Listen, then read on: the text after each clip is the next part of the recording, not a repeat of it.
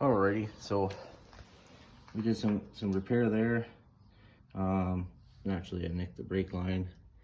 I've got to paint that, so I figured I'll just start wire wheeling the frame and grinding her up a little bit to get all this ugly scale off, and then douche her with some rust converter, and then grind it again, and then paint it, and then we'll start on the brake lines, because that's exciting.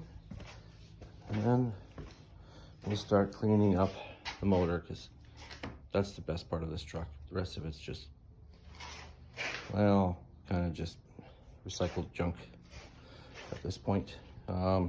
This truck had it pretty rough after my dad originally sold it to a guy. He beat her up pretty good. I've got to get myself a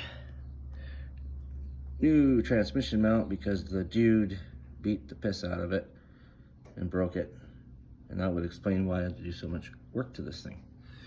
All right, thanks. I'll do some more buffing of the old frame here. And yeah, I'll bring you back in a minute.